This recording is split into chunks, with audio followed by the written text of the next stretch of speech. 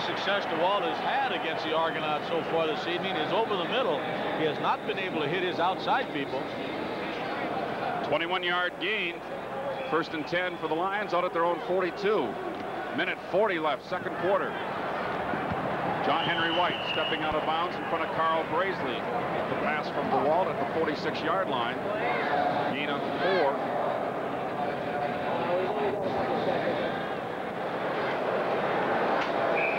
Mike Gray, rookie of the year last year in the Canadian Football League. Missed some early season action, but happy to be back in there. He had 1 sack in each game against the Argonauts last year. Down the middle. Trying to get to Quincy again. It may have been touched by Dan Rasevich, who's into the ball game defensively, as David Marshall is out of there, one of the linebackers for Toronto. Goes incomplete, 3rd down. That 7-11 stat is a bit misleading because they haven't been able to convert those 2nd down plays. Osbaldiston now back to kick once again, and he's been a bit inconsistent. 1 boomer and 1 bad one.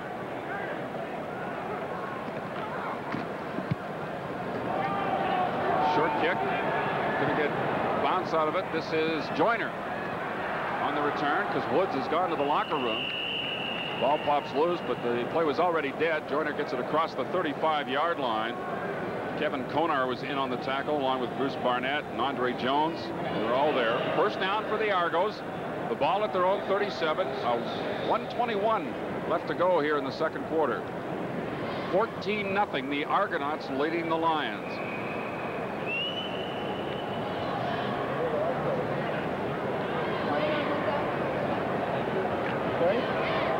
Mel Bird now lines up on the corner.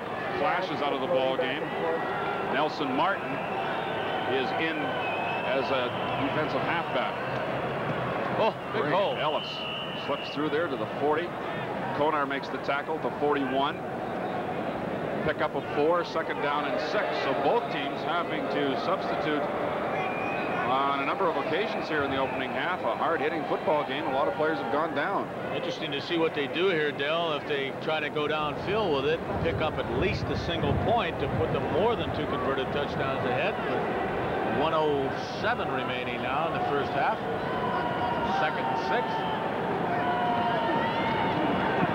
In big trouble. He was looking left all the way. There was nothing there, and the rush got to him before he could look elsewhere. Big loss. Rick Klassen leading the charge. You're going to see a timeout now by the BC Lions. Ty Cruz, their defensive captain, trying to get the officials' attention. Klassen a little slow getting up. Lions with 4 sacks. Could have had more in the first half, but Gibbs has done a pretty good job. And Bates, when he was in there, did a pretty good job of evading the rush. True. If you had just a drop-back quarterback, they'd have had 6 or 7 anyway. Bobby O, or OB as he's affectionately called, very pleased, I'm sure, with the first 29 minutes at least. Frank, Gibbs is having problems again with that knee. As you can see, Al, it looked like he hurt it again when James Parker got him from behind a little bit. I think you're right, Frank.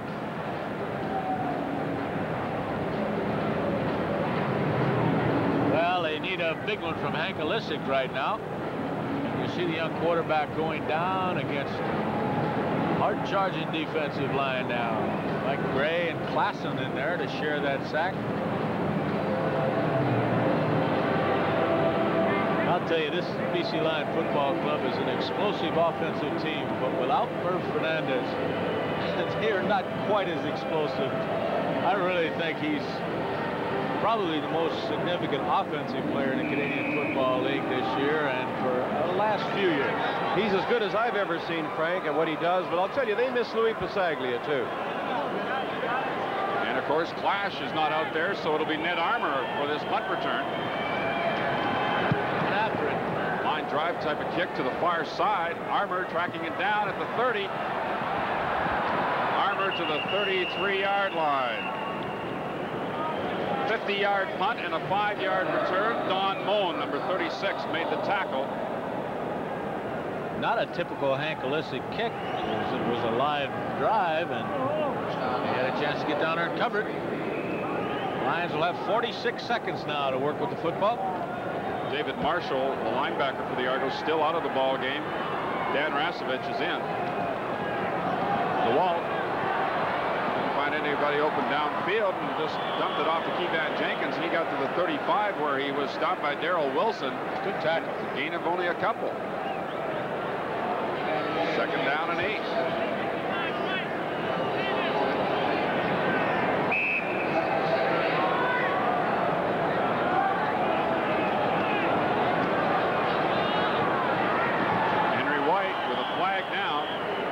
Stopped at the 40-yard line by Don Moen.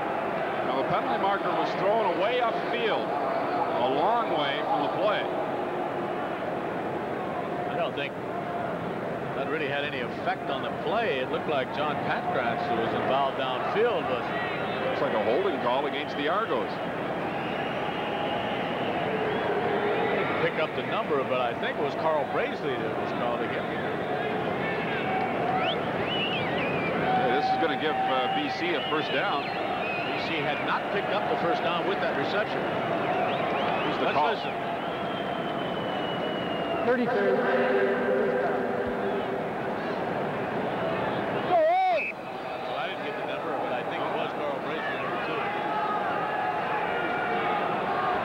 2. First down for the Lions from the 45. DeWalt is sacked by Marlon Jones, number 90.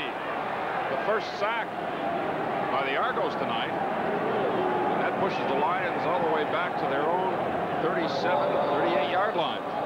Well, Roy had time to throw the football. They just had everybody covered.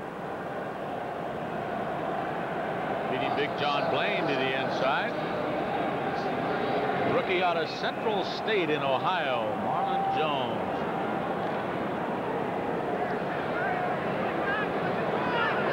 So it is now 2nd and 17. Clock running, 17 seconds left. DeWalt down the middle, net armor, first down, and we have a penalty marker. That's going to be a late hit on the quarterback. Looks like Rodney Harding will be called for rough play. They're going to get more yardage out of this one. That's really a poor play with just 8 seconds remaining on the clock, or 11 seconds, I should say. The Lions are going to get right down there where they can at least attempt a field goal. It was 2nd and 17. Armour picked up 19, plus they're going to pick up another 15 yards here on the rough play call to the 38-yard line of Toronto. A rookie mistake. Roughing the passer. Toronto, first down. It was 90.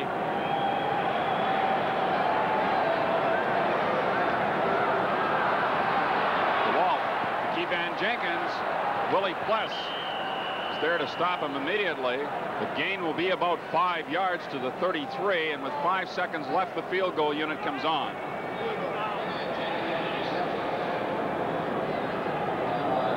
Difference in the penalties here so far in this ball game. Balderson has hit 3 out of 6 so far this year. His longest would be 36 yards. This one will come from the 40. Osbaldiston is 0 for 2 from 40 yards or over this year. It is good. So he comes through when the Lions really need it. And the gun sounds to end the first half. The last play, the Lions get on the board. The score, Toronto 14 and BC 3. And we want to have you stay with us for our halftime show. Dan Matheson will be around with the CFL this week. Highlights of that Calgary-Ottawa game last night. We'll have the Pacific Western Stars of the Week and a profile on the big offensive tackle of the Edmonton Eskimos, Rudy Phillips. Don't forget, of course, our CTV News update and hopefully first half highlights. This is the CFL on CTV, our halftime show in just a moment.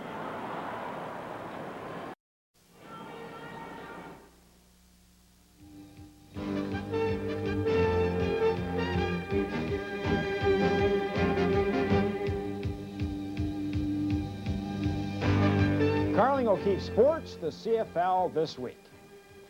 Everybody in the Canadian Football League has already played at least 2 games. Ottawa and Calgary have 3 under their respective belts because they met last night, the Riders and Stampeders, in the nation's capital.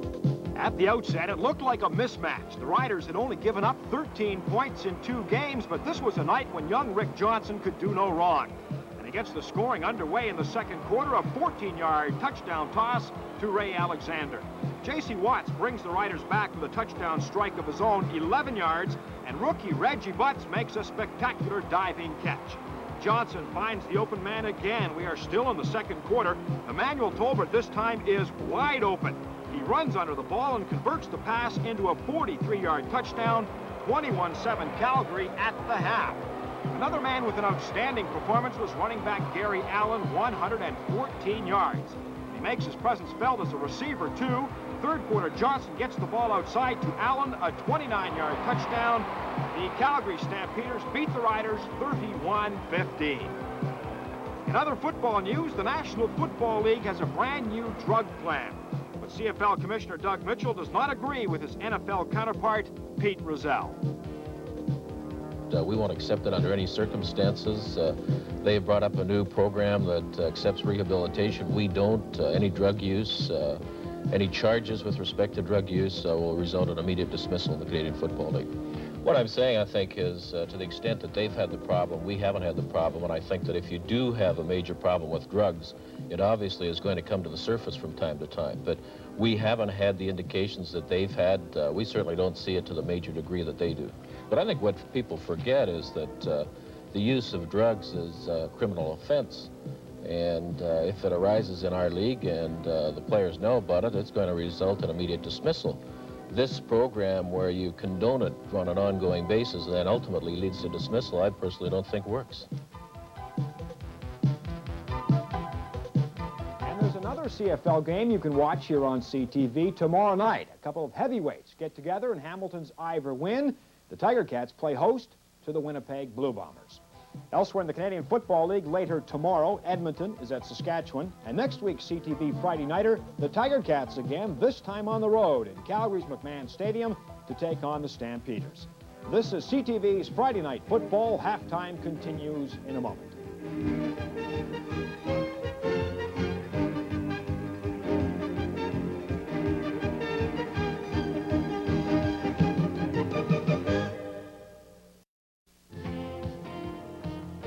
Pacific Western Airlines recognizes the CFL's most outstanding performers in the offensive, defensive, and lineman categories with Stars of the Week honors. Emerging from Week 2's action as the defensive star is Ottawa's Darryl Nicholson. His inspired play proved instrumental in a tough divisional win over Hamilton.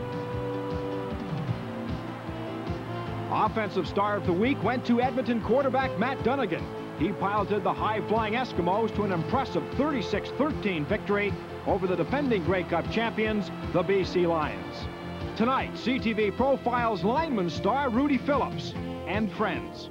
Rudy, oh, the new guy. Yeah, he's one of the best 18 tackles in the league. Well, if I might borrow a quote from the late, great Tom Krebs, let it be said that of all the players in the CFL that I've ever seen, Rudy Phillips is one of them. Rudy's 2 Shenley Awards as the CFL's most outstanding lineman while with Ottawa attest to his significant talent. And despite not playing football last year, he's brought all that talent to the Eskimos. Yeah, I'm fairly well pleased. I had a good camp and, really looking forward to the season now. I know it's early, but we did make a good start and just proud of it right now. I think he's fit in really well. He's a real professional.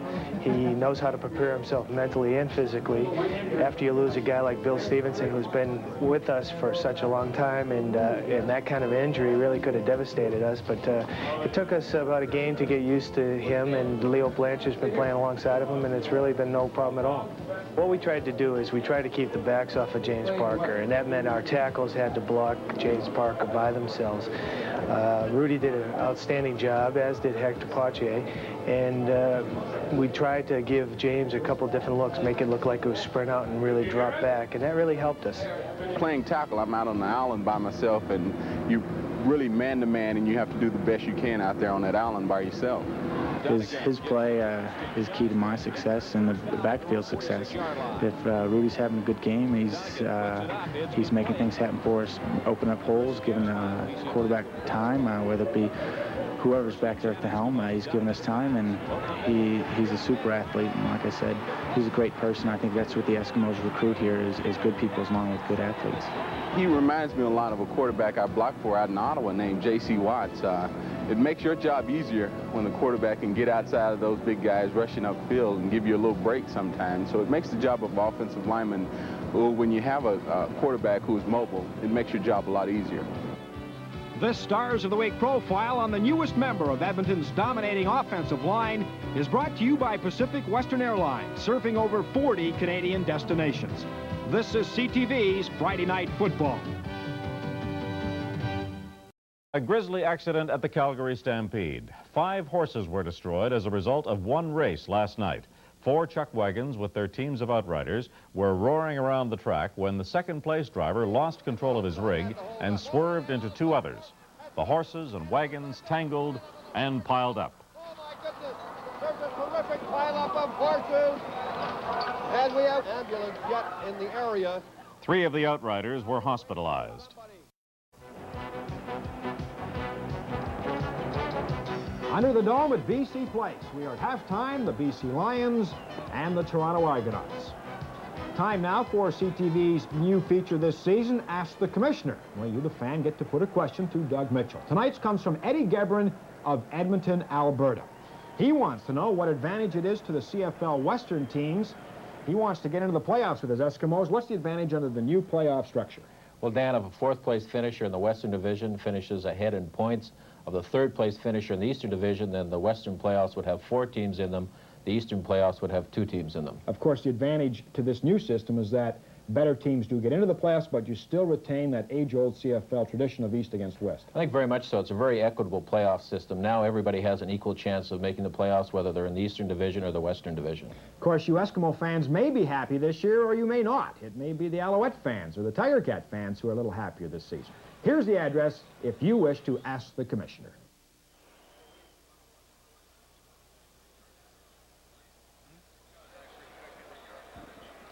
All right, if you're just joining us, we'll take a look at the first half statistics.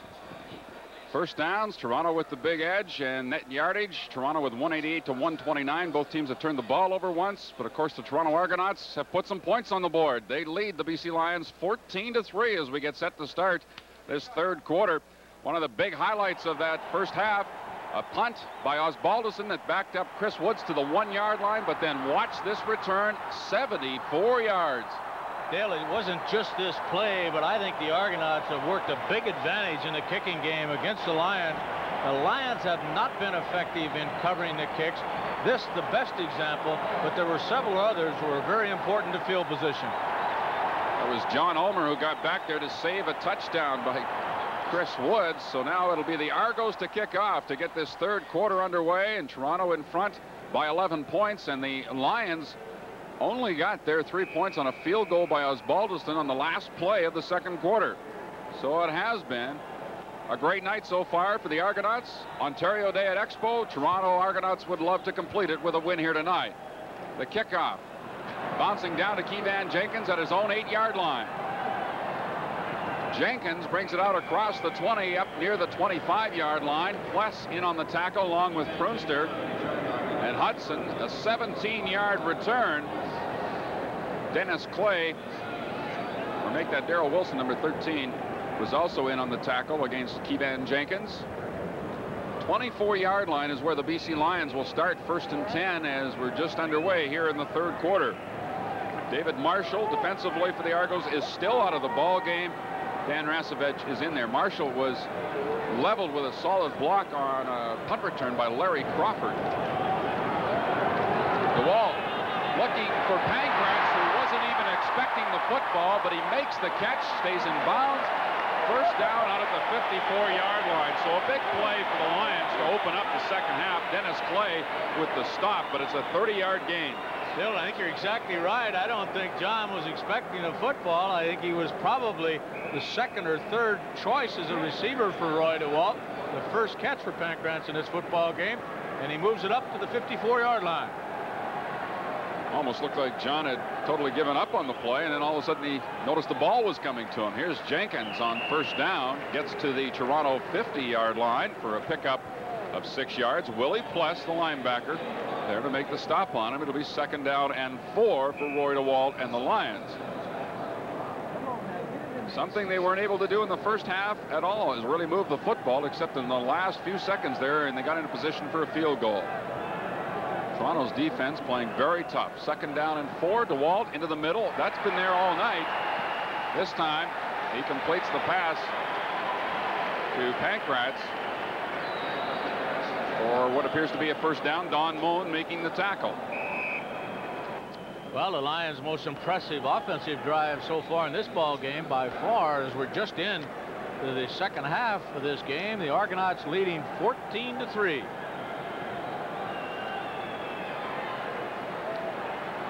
DeWalt waiting for Sandusky to work his way back towards the quarterback in front of Marcellus Green. He makes the catch at the 30-yard line. It's another 1st down, BC. Well, I'll tell you what, that was a throw, too. Yep. DeWalt has looked very impressive when he throws it over the middle. Whatever adjustments they made at halftime have certainly benefited them to start this 3rd quarter. He's now completed 6 in a row, going back to the tail end of the 2nd quarter. Calls the draw play to Kevan Jenkins, and there to snuff it off is Rodney Harding, number 77, from that defensive end spot. To be very little gain on the play, if any. So for a team that does not spend much time working on their running game, the Lions are just as well off throwing it virtually every play. Obviously that draw play trying to complement the passing game.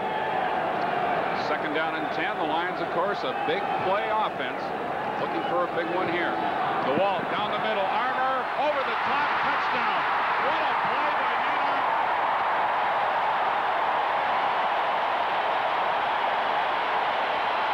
It looked like Dennis Clay and Jerry Nash back there, 14 and 18, and neither of the defensive backs turned around and knew the football was coming. That's exactly it. You know, where the fault lies there, Dale, is the other defensive backs have to tell those people the ball's in the air. They could have turned around and knocked that down. Anybody that's ever been to a football practice hears time and time and again, ball, ball, ball, being yelled by defensive backs.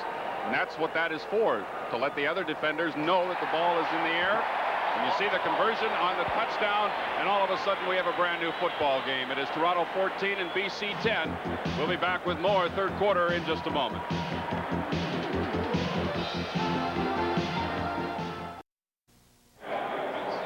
All right, Paul Osbaldiston has the ball teed up at his own 35-yard line. The Lions have just scored a 30-yard touchdown to close the gap to 14-10. DeWalt to Ned Armour, right over the top of safety Jerry Nash. And here's the kickoff. Craig Ellis on the return from his 10-yard line. Picking his way out across the 40-yard line. Good run back by Craig Ellis, and Darnell Clash, who's returned to action, in on the tackle along with Tyrone Cruz. The return 32 yards.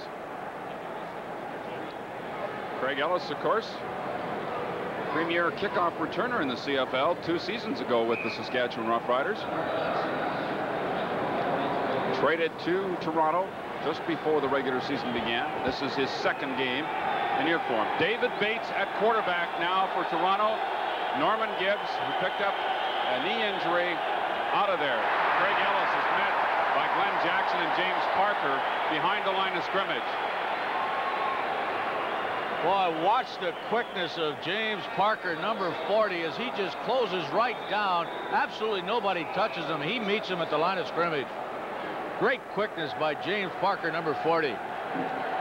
Supposed to be a cross block, but nobody picked up Parker.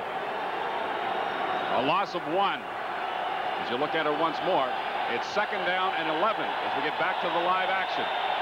Argos at their own 42-yard line. Blitz from Glenn Jackson.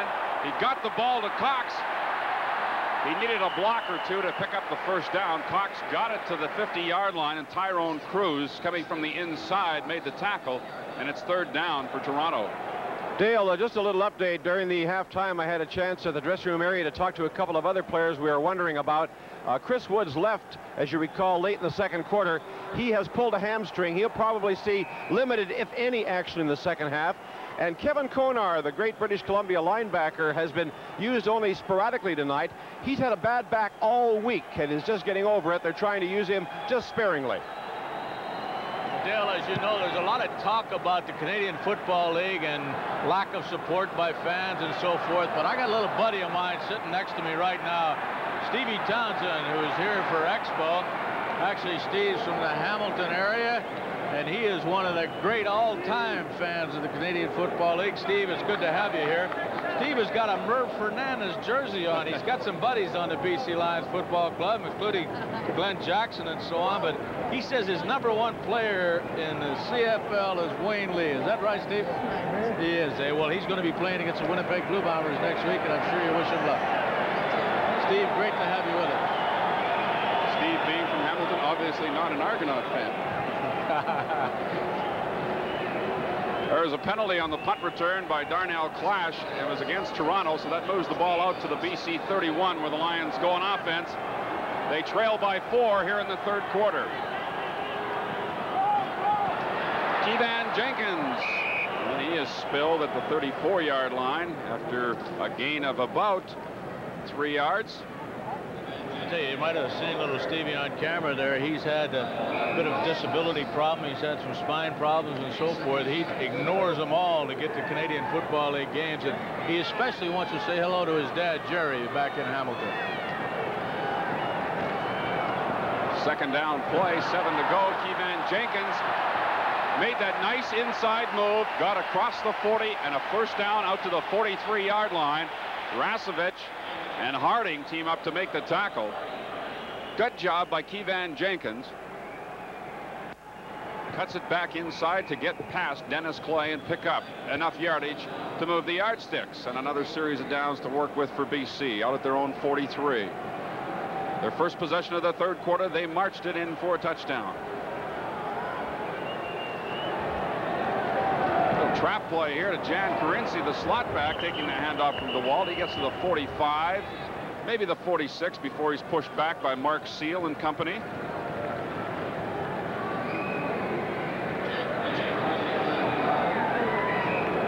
Well, it looked like that unnecessary roughness penalty against the Toronto Argonauts. Marlon Jones at the end of the first half, where they let BC get that field goal to close out the first half, has sparked the Grey Cup champions a bit. They trail now by only 4. Jan Carinci open deep down the middle. Darrell Wilson probably saved a major score. Carinci puts the ball at the Toronto 34-yard line for a gain of 26.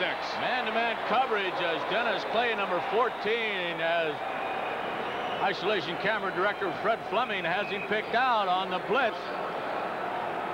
BC Lions also had him picked out and complete a big one inside the 35-yard line. Now the Argonauts, this game's complexion has changed almost 100%. Here's DeWalt on first down, looking for Sandusky. He turned around and made a great catch at the 1-yard line.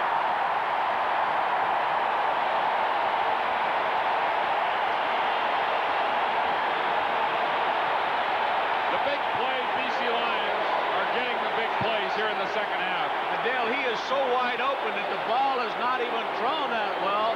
He's just behind the defensive back by 4 or 5 yards, turns around and waits for it.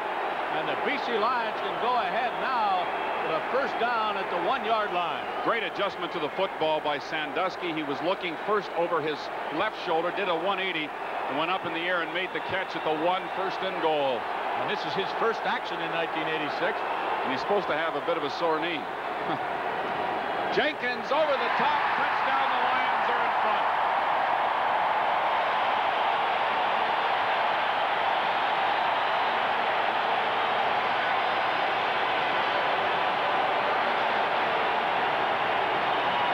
Just up and over as Keevan Jenkins scores from the 1-yard line.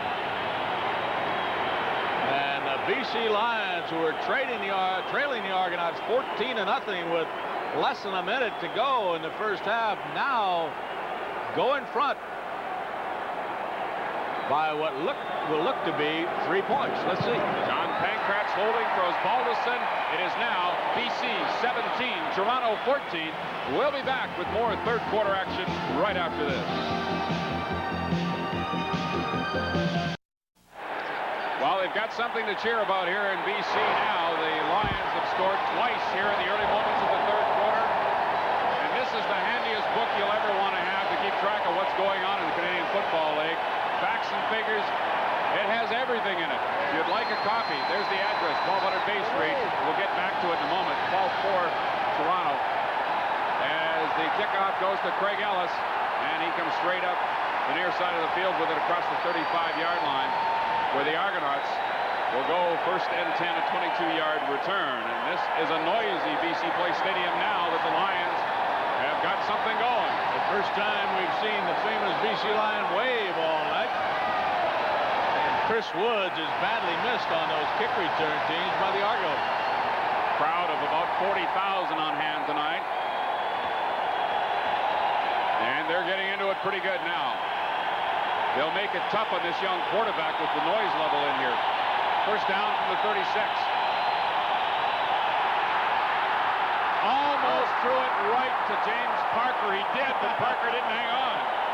I don't think James was ready for that. Look at this offense now. A complete turnaround from the first two periods. Watch where he hits Parker. Right in the helmet. I know you can run, James. Let's see if you can catch. Whoa. Fortunate for the Argos that Parker did not hang on to it. Second down and 10. Well, they're coming after him right now.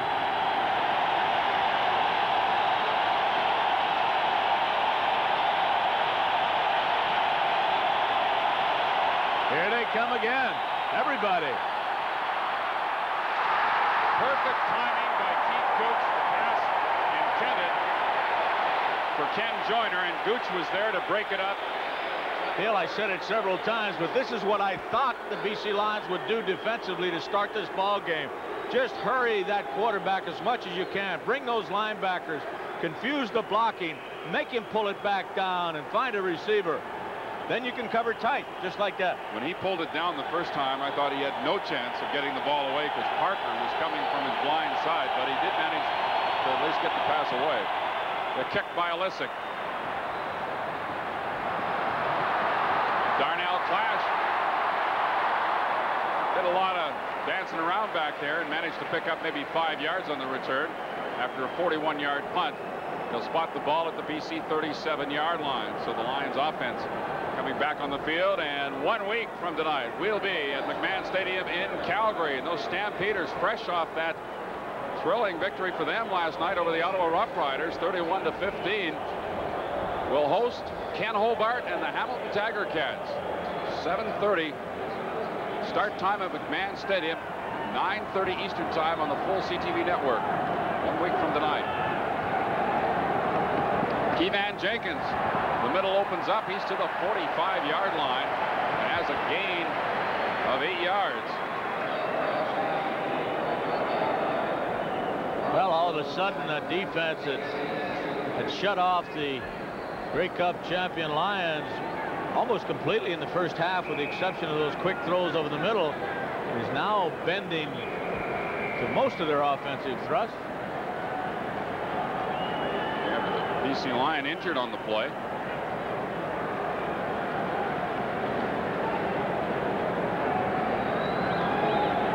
Here's a good job of exactly what we mean, or a good example. Watch Roper, number 65, come out and take the newcomer Pless all the way back. That's a great job by an offensive lineman. John Pankratz, the injured ball player. The Lions can't very well afford for any other receivers to go down. Missing the greatest one in their history in Merv Fernandez. With the injury to Pankratz, that means that young Scott Leckie from the ski country of Collingwood, Ontario, will come into the ball game, number 34, and line up in that slot position.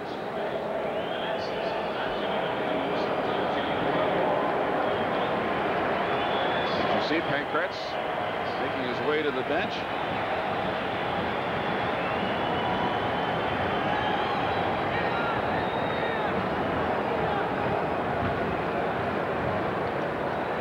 It's been all BC here in the second half. They have scored 2 touchdowns in the third quarter. Ned Armour making a fabulous catch right over the top of the safety, Jerry Nash. And then Jim Sandusky with a beautiful grab, put the ball on the 1-yard line, and Kevan Jenkins took it in from there. 17-14, BC leads it. They trailed 14-3 at halftime. Jenkins on second down and a little better than a yard to go, and he has stood up right at the line of scrimmage. Brad Foytek, number 64 out of Florida State. Ned Armour looked like he picked that pass of Roy DeWalt's right off a trade, didn't he? He just reached over top, grabbed it, and walked into the end zone. With regard, fellows, to the injury to Johnny Pankratz, it's only a Charlie horse, and he'll be able to get rid of it and be back in the game shortly, I'm sure. A bruising football game here in Vancouver. It really is, Dale. The hitting is really severe. We've had an awful lot of guys go down in this game tonight. So it is third down for the Lions. Inches to go at their own 47-yard line.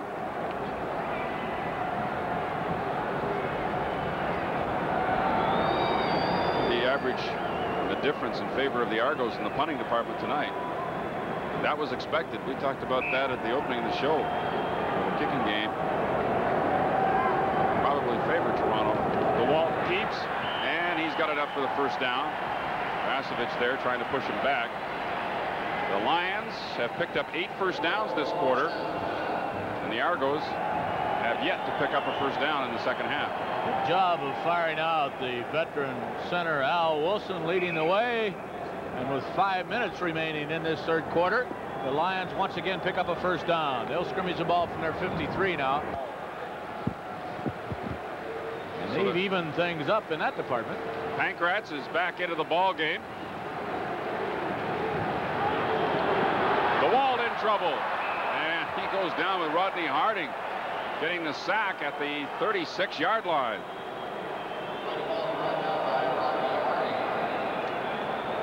Well, Roy, obviously one of the best throwers in the Canadian Football League, but not nifty on the feet like his counterpart with the Argonauts. And if somebody gets in there, Roy's going to get sacked, and he did. The loss is about 12 yards. The Lions will be 2nd and 22. 4 minutes remaining in the third quarter. Second and very long. Setting up the middle screen to Sandusky. And DeWalt threw it just a little bit behind him. So it goes incomplete. I think the timing there may have been a little bit wrong. I think Sandusky maybe split a little bit quicker than he wanted to, or than Roy thought he would. Hold up a couple of counts and then come across. I'm here. So we'll see the Lions having to kick the ball away, and the Argonauts should have good field position. This will be the first time Osbaldiston has had to punt since the second quarter. Again, there's that punting average tonight. The edge to Olisic. Towering punt by Osbaldiston. Mishandled by Ken Joyner. And he is stopped at the 20-yard line. Great punt, great downfield coverage, mishandled the return, and with the